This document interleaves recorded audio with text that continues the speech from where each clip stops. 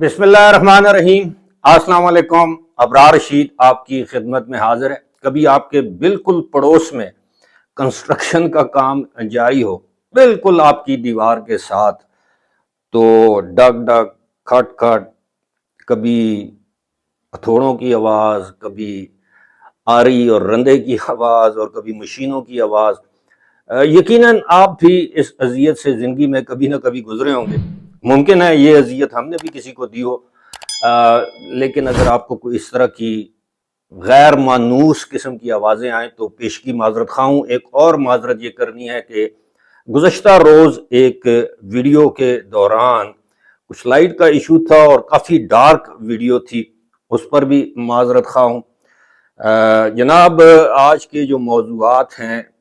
بلاول اور مولانا فضل الرحمان کے چھکے، اور یہ چھکے انہوں نے جاتی عمرہ میں میاں نواز شریف کی رہائش گاہ، ان کی دعوت کے دوران یا پہلے یا بعد میں یہ چھکے لگائے، اور یہ اندر کی کہانی کیا ہے یہ آپ کے ساتھ بیان کریں گے کہ کیوں میں نے چھکوں کا لفظ استعمال کیا۔ اور ایک خبر یہ ہے کہ حکومتی اتحاد کے 7 ارکان اسمبلی غائب ہیں، تو یہ تو بہت بری خبر ہے، بڑی خبر ہے حکومت کے لیے اور حکومتی اتحاد کے لیے، خاص طور پر آئینی ترمیم کے لیے۔ تو حکومت ایک ایک رکن قومی اسمبلی یا سینیٹر کے لیے وہ ترس رہی ہے۔ تو بات کا آغاز کرتے ہیں جناب۔ گزشتہ رات آپ کے علم میں ہے کہ میاں نواز شریف نے مولانا فضل الرحمان کو، آصف علی زرداری کو، بلاول بھٹو زرداری کو اپنے ہاں جاتی عمرہ جو ان کی رہائش گاہ ہے وہاں انہوں نے ایک عشائیے پر مدعو کیا تھا۔ عشائیہ تو ایک بہانہ تھا، اصل میں مذاکرات ہونے تھے اس مسودے پر، آئینی ترامیم کے اس مسودے پر جو کہ حکومت پیش کرنے جا رہی ہے آئین میں 26ویں ترمیم کے لیے۔ تو اندر کی کہانی یہ ہے کہ اس دوران مولانا فضل الرحمان جو ہیں وہ ڈٹے رہے۔ انہوں نے کہا کہ جی ہم عدالتی اصلاحات پر آپ کا ساتھ دیں گے، اور لیکن یہ جو ملٹری کورٹس ہیں 9 مئی کے جو ملزمان ہیں ان کے ٹرائل کے لیے اس پر آپ کا ساتھ نہیں دیں گے۔ اور مولانا فضل الرحمان کی زبان سے زبان ملائی یا ہاں میں ہاں کی بلاول بھٹو زرداری اور پاکستان پیپلز پارٹی نے۔ تو پھر اس کے بعد ظاہر ہے یہ ان کے پاس، میاں نواز شریف کے پاس کوئی چارہ نہیں تھا، تو انہوں نے اس بات پر، یعنی مسلم لیگ نون کا ایک پھر مختصر سا اجلاس ہوا اور اس بات پر رضامندی ظاہر کر دی کہ ٹھیک ہے جی جو آپ کا مسودہ ہمیں قبول ہے۔ تو اس طرح پاکستان پیپلز پارٹی اور JUIF یعنی مولانا فضل الرحمان کی جماعت کے مسودے پر متفق ہوئی پاکستان مسلم لیگ نواز۔ اور میں سمجھتا ہوں کہ جس طرح 1973 کے آئین کی خالق ہونے والی خالق جماعت کا دعویٰ کرتی ہے پاکستان پیپلز پارٹی، بالکل درست ہے، وہ کریڈٹ انہی کو جاتا ہے، پاکستان پیپلز پارٹی کو جاتا ہے۔ اسی طرح جو 18ویں ترمیم ہے اس کا کریڈٹ بھی پاکستان پیپلز پارٹی کو جاتا ہے، جو کہ 9 مہینے کی طویل تگ و دو یا بحث و تمہیس اور اس کے بعد اس کا مسودہ تیار کیا گیا اور پارلیمنٹ سے متفقہ طور پر اس کو منظور کروایا، یہ کریڈٹ بھی پاکستان پیپلز پارٹی کو جاتا ہے۔ ہمیں معلوم ہے بہت سی قوتیں، بہت سے لوگ اس سے ناخوش ہیں، لیکن 18ویں ترمیم جو ہے، بہرحال میرے اپنے ذاتی طور پر میرے بھی تحفظات ہو سکتے ہیں، لیکن اس کا کریڈٹ پاکستان پیپلز پارٹی کو جاتا ہے۔ اسی طرح اب یہ جو 26ویں ترمیم ہونے جا رہی ہے، یقیناً اس کا کریڈٹ بھی پاکستان پیپلز پارٹی یا بلاول بھٹو زرداری لیں گے۔ میڈیا پر آلریڈی اس کا کریڈٹ جو ہے وہ بلاول بھٹو زرداری کو دیا جا رہا ہے کہ پہلے حکومت نے اپنی کوشش کی لیکن ناکام رہی، اب بلاول بھٹو زرداری نے مولانا فضل الرحمان کو قائل کر لیا۔ اب معاملہ اس بات پر اٹکا ہوا ہے یا لٹکا ہوا ہے، وہ یہ ہے کہ کیا ایک الگ آئینی عدالت بنائی جائے کہ موجودہ سپریم کورٹ میں ہی ایک آئینی بینچ کی تشکیل ہو، یا اس کو تشکیل دیا جائے جس میں 4 صوبوں سے، یعنی چاروں صوبوں کی نمائندگی ہو اس آئینی بینچ میں،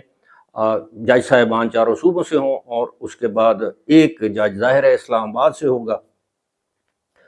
تو اب اس کی نیٹی گریٹیز یہ ہیں کہ اس کی تعیناتی جو پہلا اس کا سربراہ ہوگا اس کا تقرر کیسے کیا جائے گا، کیا پارلیمانی کمیٹی کرے گی، وزیر اعظم کریں گے؟ اس کے لیے سن سیٹ کلاز ہے، کہتے ہیں کہ ون ٹائم اس کے اوپر وزیر اعظم یا پارلیمانی کمیٹی، اس کے بعد وہ آٹومیٹیکلی جو بھی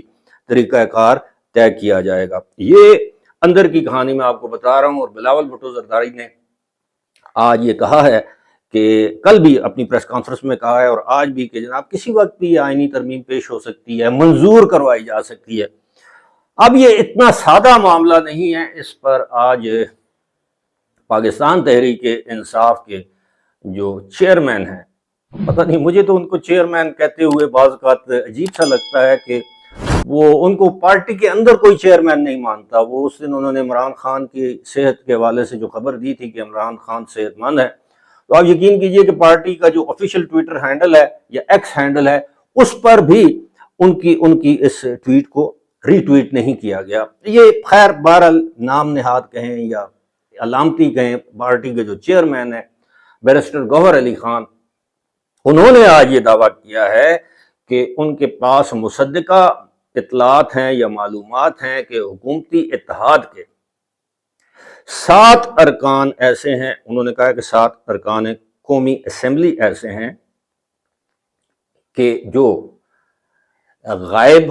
ہیں، اور وہ اپنے ضمیر کی آواز پر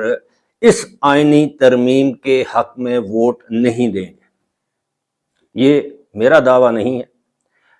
یہ بیرسٹر گوہر علی خان کا دعویٰ ہے، جو پاکستان تحریک انصاف کے چیئرمین ہیں۔ تو اگر ایسا ہے تو پھر آئینی ترمیم تو وہ بقول شیر افضل مروت تو گئی۔ اب اطلاعات یہ بھی ہیں کہ 10 سے 12 ارکان جو ہیں قومی اسمبلی کے، وہ اس وقت حکومت کے ساتھ رابطے میں ہیں۔ وہ اپنے ضمیر کی آواز پر، وہ دوسرے 7 ارکان مبینہ طور پر اپنے ضمیر کی آواز پر آئینی ترمیم کے لیے ووٹ نہیں کریں گے، اور یہ 10 سے 12 ارکان جو ہیں وہ اپنے ضمیر کی آواز پر آئینی ترمیم کے حق میں ووٹ دے سکتے ہیں۔ اب 2 ارکان کے نام تو میرے پاس بھی ہیں، ممکن ہے آپ نے بھی سنا ہو۔ ایک کوئی شاہیوال سے ہیں جن کا نام لیا جاتا ہے عثمان علی، اور ایک ہیں خانیوال سے جن کا نام ہے رؤف قریشی۔ یہ 2 ارکان جو ہیں ووٹ دے سکتے ہیں، یہ پی ٹی آئی کے ارکان قومی اسمبلی ہیں، یہ ووٹ دے سکتے ہیں۔ اسی طرح بلوچستان نیشنل پارٹی جو مینگل گروپ ہے، اس کے ایک سینیٹر غائب ہیں۔ تو کیونکہ اصل معاملہ سینٹ کا ہے، مولانا فضل الرحمان، اگر ویسے میرا ذاتی خیال ہے کہ آسانی سے ہو جائے گی، لیکن چلیں، ویسے فار انفارمیشن سیک میں آپ کے ساتھ یہ شیئر کر رہا ہوں کہ ایک سینیٹر جو ہیں وہ پاکستان تحریک انصاف کے، ویسے مجھے تو کسی نے نام بتایا، لیکن میں نام نہیں شیئر کر سکتا جب تک کہ کوئی باقاعدہ تصدیق نہ ہو جائے۔ تو ایک سینیٹر جو ہیں وہ بی این پی کے، اور ایک سینیٹر جو ہیں وہ پاکستان تحریک انصاف کے بھی ووٹ دے سکتے ہیں۔ اور دوسری جانب عطا اللہ مینگل، جو کہ حال ہی میں انہوں نے قومی اسمبلی سے استعفیٰ دیا تھا، پتہ نہیں ان کا استعفیٰ منظور ہوا ہے یا نہیں ہوا، لیکن انہوں نے کہا ہے کہ جی جو سینیٹر، اس کو نوٹس جاری، میں نے 2 سینیٹرز ہیں کہ ایک سینیٹر ہے، اس کو نوٹس بھی جاری کر دیے ہیں ان کو کہ جناب آپ نے اگر پارٹی پالیسی کے خلاف ووٹ دیا تو آپ کو ڈی سیٹ کر دیا جائے گا۔ اب صورتحال یہ ہے کہ اس وقت ایک کھچڑی جو ہے وہ، اب جب آپ نے کبھی کھچڑی بنتے ہوئے دیکھی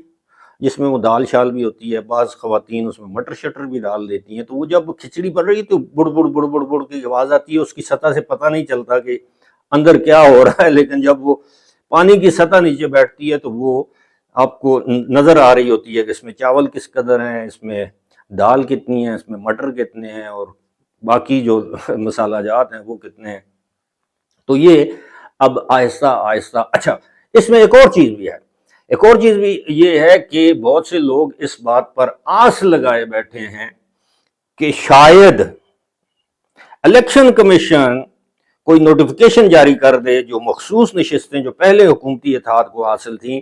وہ ان کو دے دی جائیں کہ جناب یہ پارلیمنٹ نے ترمیم کر دی ہے تو اب یہ ان کا حصہ ہے جو ہم دے رہے ہیں، لیکن اصل معاملہ سینٹ کا ہے۔ لیکن میں سمجھتا ہوں کہ سب کچھ ہو جائے گا، اس کی بہت سی وجوہات ہیں۔ کچھ وجوہات میں آپ کو بتا سکتا ہوں، کچھ وجوہات جو ہے وہ جسے کہتے ہیں نا ان دی انٹرسٹ آف سیفٹی، وہ میں نہیں بتا سکتا، لیکن وہ جو 12 13 یا 14 کو جو ستمبر کو جو کوشش کی گئی تھی وہ ادھوری تھی، اس کی بہت سی وجوہات ہیں۔ ایک تو یہ ہے کہ اس وقت DGISI نے 30 ستمبر کو ریٹائر ہونا تھا، اور ویسے بھی جب خیر چلیں چھوڑیں اس معاملے کو، لیکن اب معاملات کچھ اور ہیں۔ خاص طور پر بہت سے لوگوں کا یہ کہنا ہے، یہ ماننا ہے کہ جب سے عمران خان کو قید تنہائی میں، وہ جو قید تنہائی کرتے ہیں، اب حقیقت میں وہ قید تنہائی میں ہیں، ان کی کسی سے ملاقات نہیں ہو رہی، تو معاملات کافی سہل ہوتے جا رہے ہیں، اور امید یہی کی جا رہی ہے کہ 2 4 دن میں دودھ کا دودھ اور پانی کا پانی ہو جائے گا۔ لیکن ایک بات آپ یاد رکھیے کہ اگر اس مرتبہ بھی حکومت آئینی ترمیم لانے یا پاس کروانے میں ناکام ہو گئی تو آپ سمجھتے ہیں اس کے نتائج کیا ہو سکتے ہیں۔ اس پر پھر کبھی بات کریں گے۔ تو حکومت کے لیے بھی یہ ڈو اور ڈائی کا مسئلہ ہے، ادھر PTI کے لیے بھی۔ PTI نے آلریڈی کل یعنی جمعے کو احتجاج کا اعلان کر دیا ہے، دیکھتے ہیں کیا ہوتا ہے۔ فی الحال مجھے دیجیے اجازت، خدا حافظ۔